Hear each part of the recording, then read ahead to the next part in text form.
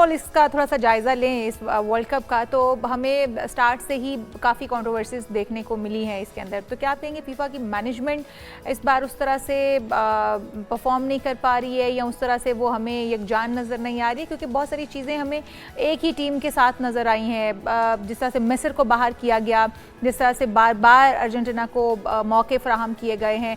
तो कोई एक ही फेवरेट टीम तो नहीं होती है, वर्ल्ड कप तो वर्ल्ड कप है और उसके अंदर सारी टीमें अच्छा प्ले कर रही हैं, सारी टीमें जो है वो बेहतरीन टीमें थी।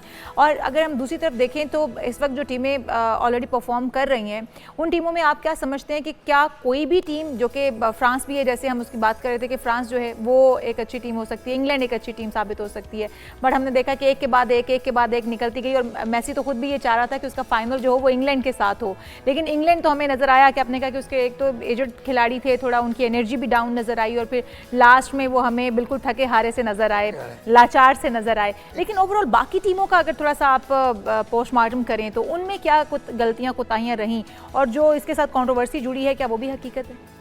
ये मोरक्को की टीम से बड़ी बैड लक हुई है। वो आपको पता है वो यूथ अंडर 19 की वर्ल्ड चैंपियन है, बड़ी अच्छी टीम थी। अफसोस ये है कि अफ्रीका में भी बहुत फुटबॉल होता है, ना कोई अफ्रीका से टीम आई पहली 4 में, ना कोई अरब से कोई टीम आई, ना कोई मशरक़ वस्ता से आई, ना ओशियाना से आई। ओशियाना होता है एशिया और ऑस्ट्रेलिया बड़े आज़म के साथ मिलकर एक टीम आई, वहाँ से नहीं टीम आई। क्या नज़र आया आपको कि फुटबॉल तो यूरोप में है तो या साउथ अमेरिका में? इसकी वजह क्या है कि दे बोर्न एज ए फुटबॉलर। मैं बहुत जगह कह रहा हूँ, बड़े पहले भी मैंने पिछले 3 वर्ल्ड कप से मैं टीवी प्रोग्रामों में आ रहा हूँ मुख्तलिफ चैनल्स पे, वहाँ भी मैंने कहा कि अनफॉर्चुनेटली पाकिस्तान का फुटबॉल अभी कल्चर डेवलप नहीं हुआ। Is not a cultural environment country for the football. But साहब आप खुद एसोसिएशन के सदर भी रहे हैं, जब तक अपॉर्चुनिटीज़ नहीं होंगी, जब तक हम सिर्फ क्रिकेट पे फोकस करते रहेंगे, क्रिकेट का क्या हाल है वो एक अलग डिबेट है, हमने अपने कौमी खेल को भी नज़रअंदाज कर दिया, तो फुटबॉल जिस तरह हम लियारी के अंदर टैलेंट देखते हैं, हमारी जूनियर्स की टीम है, हमारी वुमेंस की टीम है, इंटरनेशनली वो बड़ा अच्छा परफॉर्म कर रहे हैं, मुख्तलिफ इवेंट्स के अंदर उनकी नुमाया कारकर्दगी भी है, लेकिन रिकग्निशन नहीं है, सपोर्ट नहीं है, फैसिलिटेशन नहीं है, इंटरनेशनल लेवल की सहूलियात उनको मैसर नहीं है, तो फिर कौन अपना बच्चा उसमें भेजेगा या चाहेगा कि उसका हिस्सा हो? पहले देखें, 1 दहाई से फुटबॉल फेडरेशन के इंतखाबात ही नहीं हुए पाकिस्तान को, अंदाजा लगा लीजिए, बॉडी कोई नहीं थी, रेगुलेट बॉडी होनी चाहिए ना कि फुटबॉल को रेगुलेट करे और देखे। और अब एक बॉडी आई है, देखने में आया कि वो कुछ अच्छे काम कर रहे हैं, और हमें अप्रिशिएट भी करना चाहिए। उन्होंने अभी हमारी तो फर्स्ट ईयर में ही टीम हार जाती थी, अब कुछ हमारी क्वालिफाइंग में हम सेकंड राउंड में आ गए हैं, सिर्फ इस वजह से कि इस पर थोड़ी सी तवज्जो दी गई है। और सबसे बड़ी बात आपके चैनल से मैं कहूँगा, मुझे बताएं किस मुल्क में फुटबॉल के ग्राउंडों में शादियों के टेंट लगते हैं? हाँ। कुछ और करने को नहीं है ना, कोई इंफ्रास्ट्रक्चर को आप डेवलप नहीं होने देते। जो फुटबॉलर होता है, आपको पता है जो एकेडमी है इंटरनेशनली, उसमें ये होता है कि वहाँ एजुकेशन स्कूल होते हैं, साथ उनके स्काउट होते हैं, वो दुनिया के मुख्तलिफ कंट्री में जाते होते, स्काउट कहते हैं, दे सर्च द चिल्ड्रन टैलेंट। वो 8-10 साल का बच्चा देखते हैं, उसमें देखते हैं टैलेंट, वो फिर स्काउट उसको कहता है क्लब को कि I have a one potential footballer, what would you पे फॉर मी।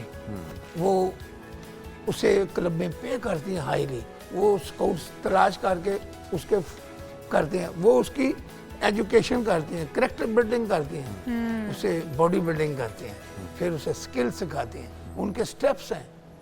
वो आज से 100 साल पहले की एस्टेब्लिश्ड एकेडमीज़ हैं। अभी हमारे मुल्क में ये एकेडमी ट्रेंड शुरू हुआ है, उसमें अब जो नई पौध आ रही है ना, अब मुझे खुशी है कि वो उनका फुटबॉल की तरफ रुझान भी है, बिल्कुल है, और उनमें स्किल भी हमसे बहुत बेहतर है। जो हमने फुटबॉल खेला, वो हमने तो खेला ना कि बाल ले आओगे तो खेलोगे, वो मार दिया। बट सब अभी वापस आ सकता है। Generation is very well versed with the new technique of the football. ज़बरदस्त, और ये अच्छी बात है, खुशाइंद बात है, लेकिन आप समझते हैं कितना टाइम लग जाएगा इसको रिवाइव करने में और वापसी होने में फ़ुटबॉल की, और फिर एक इंटरनेशनल लेवल पर जाने के लिए? क्योंकि टैलेंट की बात जो आपने भी की कि अब बच्चे जो नई जनरेशन आ रही है उसमें टैलेंट भी है और उनमें करेज भी है सीखने की, कुछ करना चाहते हैं फ़ुटबॉल के अंदर।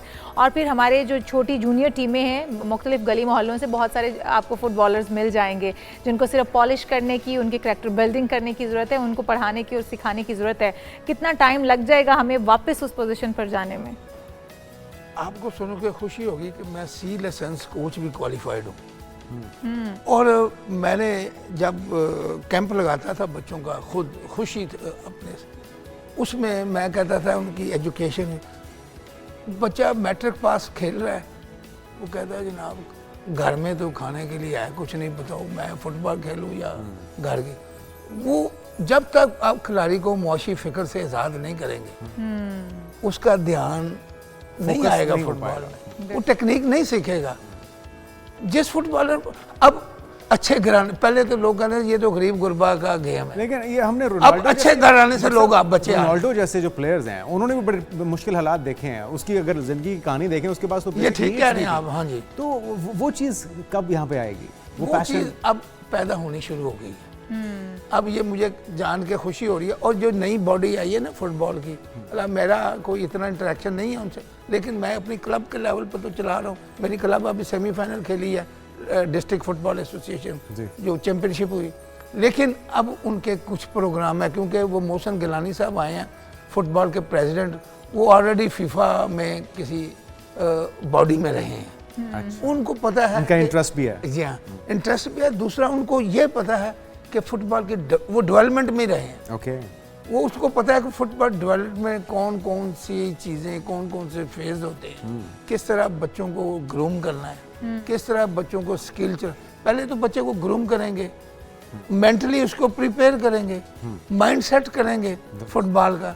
आपको पता है ये कोचेस जब मैच होता है जो लेक्चर देता है, प्री मैच एक लेक्चर होता है, वो उसको एक तो बताते हैं कि ये स्ट्रेटजी होगी, अपनी कमजोरी दूसरी टीम की स्ट्रेंथ, अपनी स्ट्रेंथ और दूसरी टीम की कमजोरी दे के एक स्ट्रेटजी बिल्ड करता है कोच।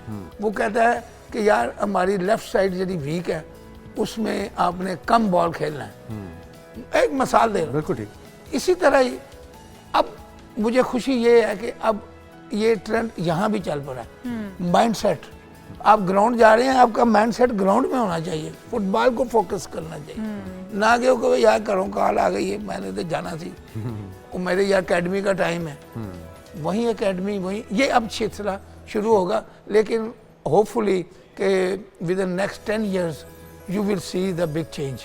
इंशाल्लाह।